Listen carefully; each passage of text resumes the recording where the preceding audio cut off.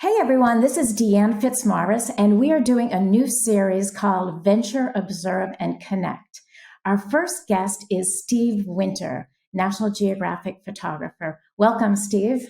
Thanks, Deanne. It's great to be here. Yeah, it's really great to have you. It makes sense that you're our first guest since we go back to college days together. I know. Can you believe it? I mean, it was a long time ago, but yeah, we went to the same college. Yeah. Five of us had a place in Potrero Hill, and it was great. Steve is known as the big cat photographer at National Geographic. Tell us about the work that you've been doing. This all happened by accident. It was my first natural history story for National Geographic. I was working in a cloud forest in Guatemala, and one night I heard the stairs creaking and the floorboards creaking and then scratching under the door, then sniffing. And I was scared to death because I have no background in big cats. I have no idea, about them. I barely passed biology in high school and went to art school, as you well know, for college. So I got on the walkie-talkie and called the guy that I was working with, who was down the mountain with his brothers and sisters. And he said, "Steve, don't worry. It's just a black panther."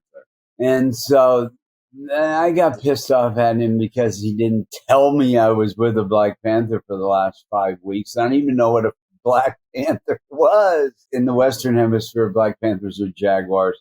Everywhere else in the world, they're leopards. But I always say that night was the night that big cats chose me. Because when Sharon and I were working on our tiger book, Sharon Guynett being my longtime partner, she's a writer for National Geographic. We were trying to figure out, how did I actually get started working in big cat? And it was that night. Steve, I would think that there would be inherent risks with this kind of work. As far as working with them and the danger, I rely on the people I work with, specifically local people that live with these animals. Because like I said, I have no background in it at all.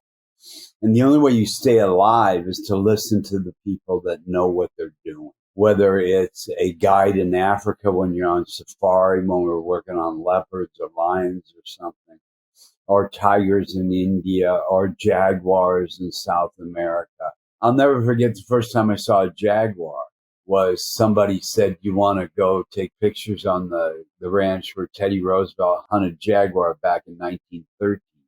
And I said, "Yeah, but why?" And they said, there's a huge jaguar that makes his way down the ranch road every night at dusk. So I did that. We're following the cat. I saw him in the distance. I had somebody with me who knew a lot about jaguars because their dad used to be Brazil's #1 jaguar hunter, and then gave it all up and became a tree-hugging bird guide, which is great. But, we're walking along and I'm nervous, and like 20 minutes go by and all of a sudden I go, "Sergio, where'd the cat go?" And I look, 12 feet away is the cat. I've been working on the story a year. I've never been face to face with a jaguar. So I actually walked closer to him so I could see his eyes through the blades of grass until he goes, "Steve, get back. Don't you see his ears?" But it's because the ears were out and then he was going to jump me. And so I stepped back. I got a couple frames, but the flash was set for 30 feet. And now I'm 8 feet away. So I took 4 frames, switched the aperture without even looking at it, got 3 frames, stepped back, and got the opener of the first ever jaguar story. So, with all this work that you've done with cats and the impact it's had, are there any were there any close calls or exciting moments with these big cats? I saw the footage of the tiger jumping on you, and it did look a little scary. Tell us what happened with that. Well, I told them this happened a couple of days before. We were in this woman's house, and the tiger was in there. It was actually a cross between a tiger and a lion, which they did because they would make these giant animals that would eventually die, but they were called ligers or tie ligers. This guy was a little over a year old, and I always want to shoot at their level. So he's in the house laying down. So I laid down and got a picture of him with the people, like washing dishes or whatever. And I said, he's going to come at me because I'm at his level. So he thinks I want to play. And they were like, okay. And sure enough, he comes at me and they grab the leash and hold him back. But he's 280 pounds. So he's pretty big. And there's only 1 year old. So we're outside 2 days later. And I said to him again, he's going to come at me, but I need to get this picture of you guys out here with these other cats in the back. And sure enough, he came at me, but the leash went through this woman's hand. And then another woman tried to grab the leash, but she was on her cell phone. And the whole time that was going on, the woman never got off of her cell phone.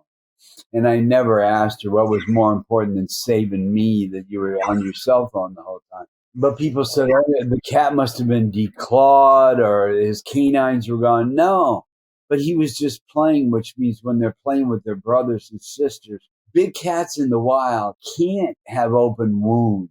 So a brother and sister is not going to rake them with their claws unless the brother or sister did it to them, because those wounds can get infected and then they could die. I mean, there's a natural antibiotic in big cats' saliva. That's why they lick themselves and clean the wounds.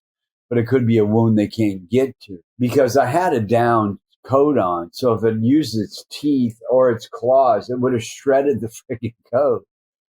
So I knew it. And yes, it hit me in the left kidney and that did hurt, but it was fine. And it got 2 million views on Nat Geo in 24 hours on our Instagram. So that was good. A lot of people thought I was crazy, but at the same time, they're right. It was crazy to do a story like this and be around these people that have no care for these animals. And they profess love for them.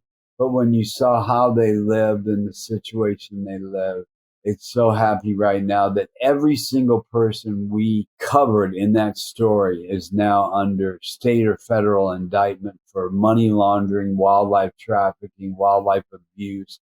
Every person, and now the Big Cat Public Safety Act came in.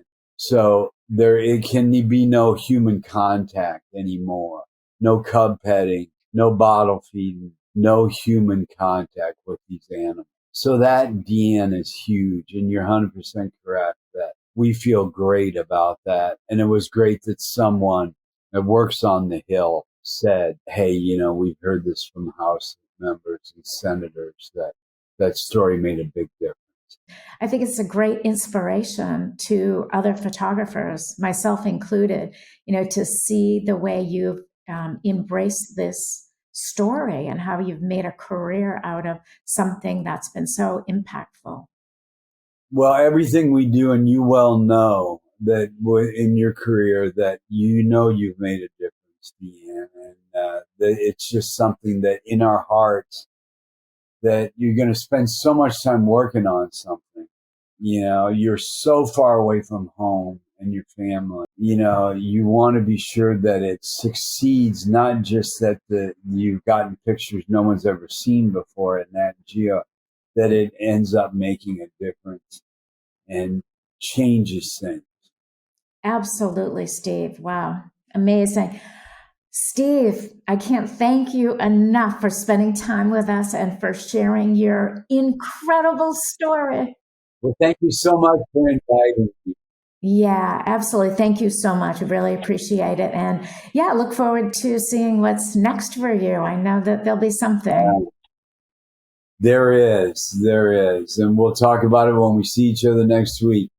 See ya, Deanne. Thanks so much for inviting me. Yeah, thank you, Steve.